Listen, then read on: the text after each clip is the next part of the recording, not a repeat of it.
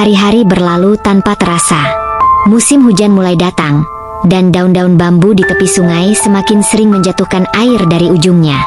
Namun rimbun bambu itu tetap menjadi saksi bisu hubungan yang tak pernah diumumkan, tak pernah dipamerkan, tapi tumbuh begitu dalam di antara Sari dan Tuan Arman. Pertemuan mereka kini semakin rutin. Kadang Arman datang sebelum fajar, saat kabut masih menyelimuti sungai. Kadang sore hari, saat matahari mulai tenggelam dan burung-burung kembali ke sarangnya. Tak jarang pula ia mengirimkan seseorang untuk memberikan bingkisan kecil, kain batik halus, minyak wangi, atau perhiasan tipis yang katanya cocok dipakai oleh gadis seanggun Sari. Namun semua itu hanya diketahui oleh mereka berdua dan rimbun bambu. Tidak ada pengakuan, tidak ada status.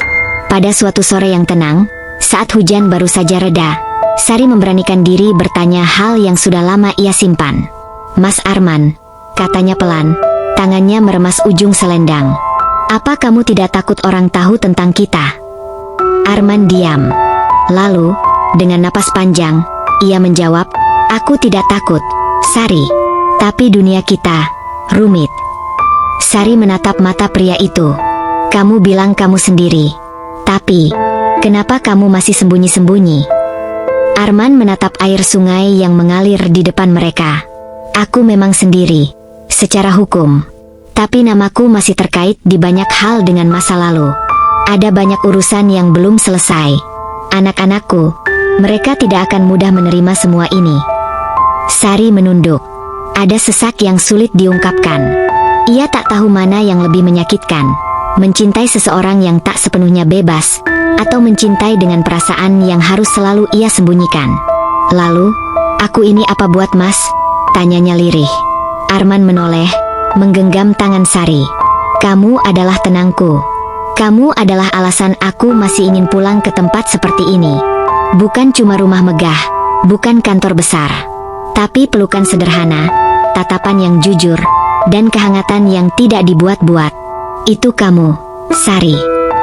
Kata-kata itu indah, terlalu indah hingga menyesakan. Karena ia tahu, meski cinta itu ada, tapi tidak disahkan oleh dunia luar. Tidak bisa diakui, tidak bisa dibawa ke depan banyak orang tanpa bisik-bisik dan cemoohan. Di desa, gosip mulai mengalir seperti anak sungai yang menggerus tanah diam-diam. Orang-orang mulai bertanya kenapa Sari jarang terlihat di pasar. Beberapa mulai menatapnya dengan tatapan penuh curiga. Ibunya sendiri mulai bertanya dari mana datangnya kalung emas tipis di leher Sari. Sari memilih diam. Karena hanya di bawah rimbun bambu itu, ia merasa menjadi dirinya sendiri. Namun cinta yang tumbuh dalam diam, jika dibiarkan terlalu lama tanpa kejelasan, bisa berubah jadi luka. Dan Sari mulai merasakannya. Sudah 2 minggu hujan turun hampir setiap hari. Sungai yang biasanya tenang mulai naik permukaannya, arusnya lebih deras, dan rimbun bambu yang selama ini menjadi tempat berteduh kini tampak layu, seperti ikut merasakan beratnya hati Sari. Dan yang lebih menyiksa, Arman tak pernah muncul lagi. Tak ada suara langkah kaki dari balik semak bambu. Tak ada bingkisan kecil yang dikirim lewat orang suruhannya. Tak ada kabar. Tak ada pesan. Hanya hening. Sari duduk sendiri di atas tikar basah yang dulu selalu ia hamparkan di tepi sungai, menunggu dalam diam, menanti seseorang yang mungkin tak lagi akan kembali. Setiap hari ia bertanya-tanya, apakah dia sakit? Apakah dia pergi keluar kota? Atau, apakah dia sengaja menghilang? Keraguan dan rasa takut bercampur menjadi satu. Rasa sakitnya bahkan lebih tajam dari ketika ditinggalkan ayahnya dulu. Karena kali ini, yang ia beri bukan sekadar harapan, tapi juga hatinya. Ibunya mulai bertanya lebih sering. Tatapan warga desa makin menyudut. Bahkan anak-anak kecil pun kadang bisik-bisik saat melihat Sari melewati jalan setapak menuju sungai. Ada desas-desus bahwa ia sedang dipelihara saudagar kota. Ada sindiran halus tentang kalung dan sandal baru. Tapi Sari hanya diam.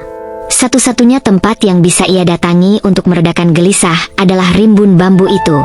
Meski kini basah, becek, dan sunyi, Sari tetap datang. Duduk bersimpuh, menatap sungai yang kini membawa lebih banyak air daripada sebelumnya, seolah ikut menampung seluruh air matanya. Dan suatu pagi yang dingin, saat embun belum sepenuhnya hilang dari dedaunan, Sari sadar, Tuan Arman tak akan kembali. Mungkin cintanya hanya singgah. Mungkin ia hanya pelarian dari kesepian yang sementara. Mungkin juga Sari hanya tempat mampir untuk seseorang yang lelah dengan kehidupan kota. Bukan rumah yang akan ia tinggali selamanya. Sari pulang dengan langkah gontai. Di kamar kecilnya, ia melepas kalung tipis itu dan menyimpannya di dalam kotak. Ia pandangi sandal coklat pemberian Arman. Masih bersih, nyaris tak terpakai. Lalu ia tutup matanya. Cinta yang dulu menyemai tawa, kini meninggalkan ruang hampa.